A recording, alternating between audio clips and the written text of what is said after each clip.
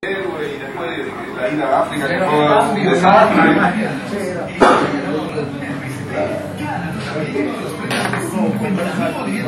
Ah, sí, Humberto, eso de que le son una guerrilla para el Che, ya te da idea. Ya donde me sepulten nadie se arrodillará. Prácticamente el primer libro que se editó sobre este tema se presentó el año pasado. También nos acompaña Carlos Valverde Bravo, autor de Maten a Rosa, uno de los libros más vendidos de la última feria del libro. Nos acompaña Roberto Navia, colega periodista del Deber, que estuvo en Brasil, estuvo en La Paz, entrevistando a uno de los actores principales de este proceso, como es el fiscal Sosa, que espero nos esté escuchando, porque ayer dijo él que lo que se ha publicado tiene objetivos distraccionistas. Lo que en realidad nos motiva es acercarnos a la verdad, porque hasta el momento creemos que la verdad investigada desde el oficialismo, y en este caso también desde el Ministerio Público, está a medias. Hay muchos cabos sueltos. Estamos a un mes exactamente del juicio oral que se va a desarrollar en Santa Cruz inicialmente. El fiscal está resistiendo la posibilidad de que este juicio se desarrolle en Santa Cruz. Pero bueno, distracción no queremos de ninguna manera, queremos, reitero, acercarnos a la verdad, porque hay distintas verdades en este caso, hay hipótesis, todas válidas, en ese sentido las analizaremos en este programa. Al ser válidas las hipótesis necesitan ser investigadas, y creo que en un principio hay un aparente intento de no investigar todas las hipótesis de parte del Ministerio Público, esencialmente, cuando debería ser su obligación en función del concepto de independencia. Hablaremos de este tema en el programa.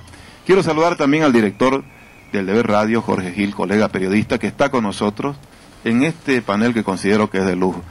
Y quiero comenzar con la primera inquietud relacionada con el rol de la prensa en este tema puntualmente. ¿La prensa debe ocuparse del caso Rosa? ¿Está distrayendo? ¿Es una obligación o no de los medios de comunicación en Bolivia ocuparnos de este tema? El sábado alguien me decía, ustedes lo que están haciendo es contribuir a distraerse de la atención de otros problemas en el país. Ya el caso Rosa pasó, no deberíamos ocuparnos, estamos haciendo un juego al poder. Y es a partir de esta apreciación de alguien que me encontró en la calle y me dijo eso, que quiero empezar este diálogo saludando inicialmente a Harold Olmos. ¿Cómo estás, Harold? ¿Qué tal, Tufi? Pues feliz de estar en su programa y adelante en lo que podamos conversar. Carlos, un gusto tenerte acá. Gracias a vos.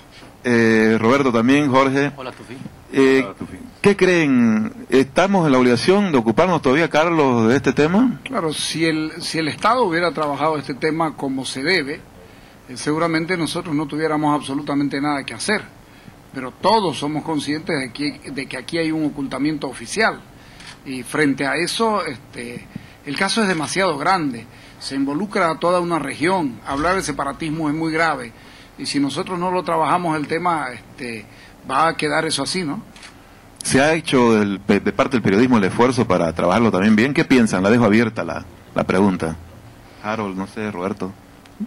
Yo pienso que es ingenuo por decirlo livianamente, pretender que un tema como este, que es un tema de opinión pública, no sea abordado con la intensidad que se debe por la prensa nacional, es decir, por todos los medios. Estamos ante un hecho que ha sacudido a una región, a la región más poblada, de económicamente mayor fuerza que tiene Bolivia. Entonces, pretender que un hecho así pase desapercibido bajo cualquier pretexto, bajo cualquier argumentación, no tiene ningún sentido.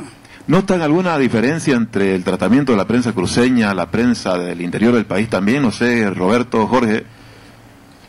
Bueno, Tufi, primero yo considero de que igual como se llama este programa, este es un asunto pendiente, especialmente con Santa Cruz, ¿no? Creo que hasta ahora la historia no se la ha contado como debería contársela y deja muchas dudas. Entonces, por eso es que cuando se habla de este caso hay mucho interés, despierta mucho interés, como se lo ve con el caso del libro, tanto de Carlos como de Harold, o como el suplemento especial que ha lanzado el domingo El Deber. Eso es porque hay un tema pendiente y los cruceños lo sentimos muy bien, porque el impacto de lo que sucedió en el Hotel Las Américas la madrugada del 16 de abril del 2009 es algo que no se puede olvidar. Yo creo, Tufí, que mientras existan preguntas abiertas sin respuestas, y que es lo que en este momento, por donde se mire, existen un montón de preguntas, incluso... ¿Cuál es la principal, Carlos, la principal pregunta que queda por responder todavía? ¿Por qué vino Rosas aquí? Yo creo que esa es la pregunta a responder. Yo sumaría otra, ¿por qué lo mataron? Por lo que sabía. Sí. Entonces sigue siendo la primera, la importante. Lo mataron por lo que sabía. Esa es la pregunta que le hice también al que se la hizo al fiscal. Ajá. Y que la responde. Entonces él dice que si estuviera vivo no hablaría tampoco, porque existen dos personas que están y que no hablan.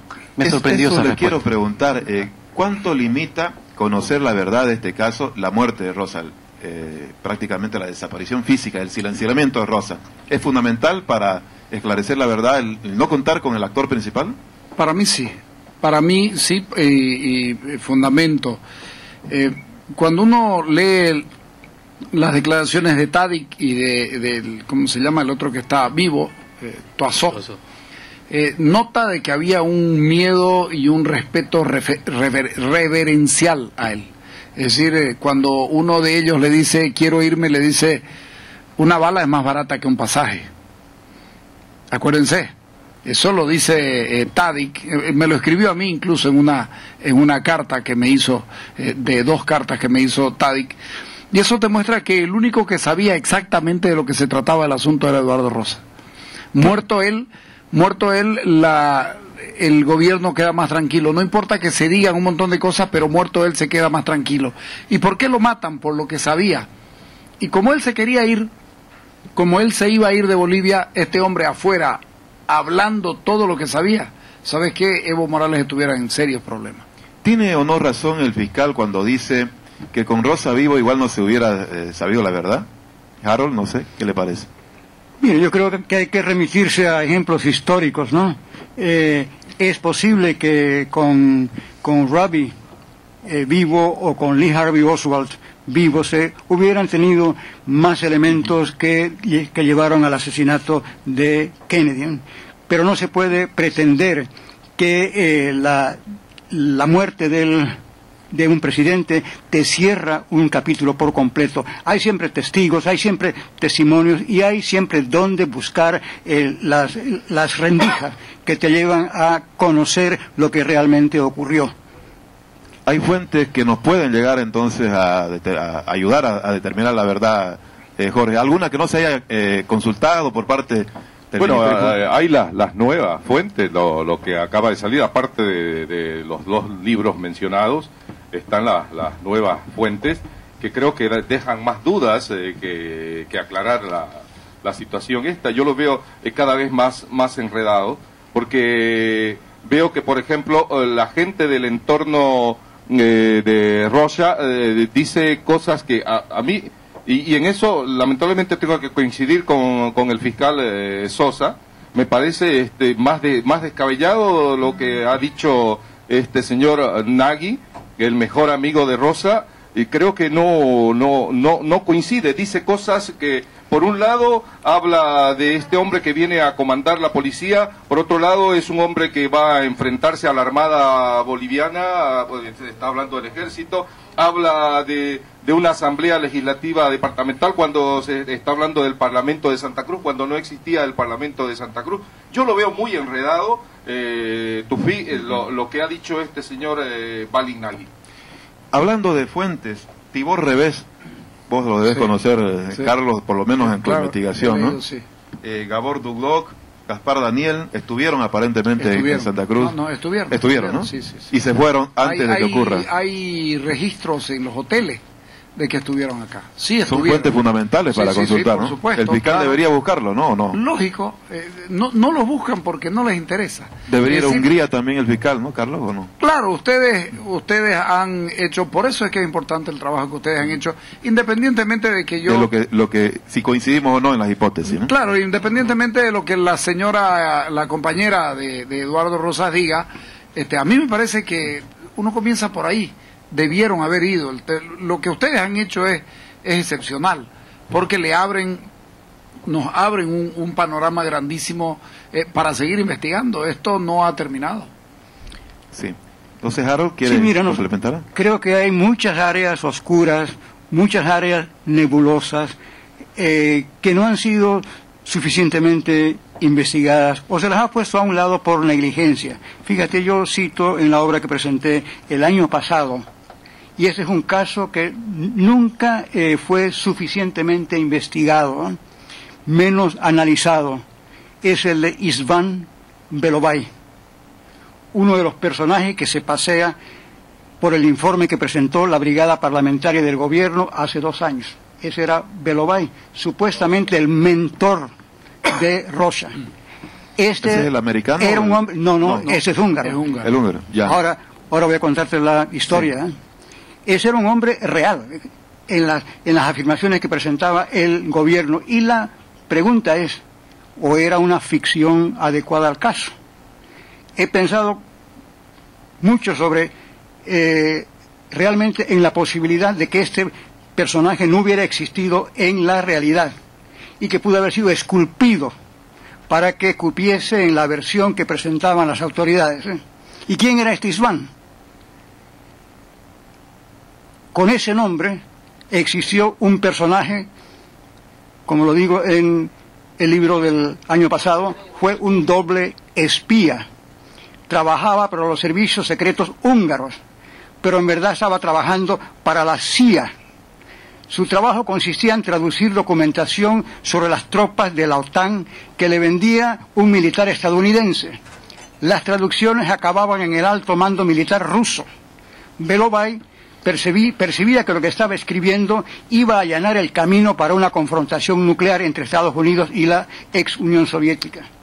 Pero no podía hacerlo conocer a nadie. Estoy citándoles lo que decía el óbito de The Daily Telegraph en diciembre del año 2009. ¿Él ya murió? Vamos a llegar allí.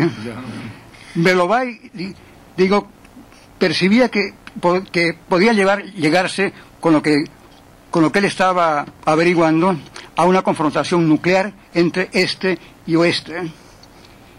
No podía hacerlo saber a nadie, menos en Hungría. Hace que tiempo después fue designado agregado militar de la embajada húngara en Londres, donde contactó a autoridades militares estadounidenses. A su retorno a Budapest fue capturado por la contrainteligencia húngara y condenado a prisión perpetua. Entre tanto, el oficial norteamericano se llama Conrad Lee Oswald, que le vendía la información, fue descubierto y toda su red fue arrestada. Belovay recuperó la libertad después de la caída de la Unión Soviética. Viajó a Estados Unidos y tramitaba su residencia cuando murió, muy cómodo, en noviembre del año 2009. Los datos que manejaba la Comisión Gubernamental de Diputados, la comisión oficial, coinciden con los de este personaje y con que él, el personaje, era el István al que supuestamente se refieren las conversaciones de Rocha con su contacto guía, que le iba a asegurar recursos para su supuesta campaña en Bolivia. El personaje cala perfectamente, fíjense, en la teoría conspirativa del gobierno. Un húngaro, agente de la CIA, es el mentor de Rocha. Además es un húngaro que ayudó a desbaratar los servicios secretos soviéticos en Hungría. Y ahora es el hombre que promete recursos financieros y humanos para Rocha. ¿Por qué los fiscales no investigaron esta vinculación? Habría sido una vinculación natural, con una química perfecta, la CIA en una conjura contra el gobierno del presidente Evo Morales. Se la dejó pasar. O sí, deliberadamente se la dejó pasar tal vez. En todas las teorías macabras que han sido manejadas en este episodio sangriento, uno puede imaginarse que István, en la tesis que se manejó hace 2 años, fue una conveniente invención, pues István murió en noviembre de 2009. El que podía ser un verdadero testigo clave, como diría el fiscal Sosa, no está más en este mundo y podría atribuírsele cualquier cosa, pues no podría replicarlas. Y su supuesto alumno, Rocha, tampoco. Uno sospecha que al muerto, que no podía defenderse, se le endilgó una vinculación que después no podía ser comprobada sin arriesgar otras partes del andamiaje de la teoría oficial. Correcto, muy bien. Quiero que este primer bloque terminarlo así con este aporte interesante de Harold, que merece abrir otro debate. Hemos revisado, en todo caso, las posiciones, las visiones que tienen ustedes sobre el rol de la prensa en este caso, y quiero que en el siguiente bloque tratemos de definirlo a Rosa. ¿Quién fue Rosa? Ustedes ya tienen su propia definición. Algunos dicen que fue un mercenario, en Croacia lo consideran un héroe, otros creen que fue un aventurero, un amigo periodista de él lo define como un idealista, y esa pregunta la voy a plantear a los cuatro cuando volvamos. Enseguida volvemos.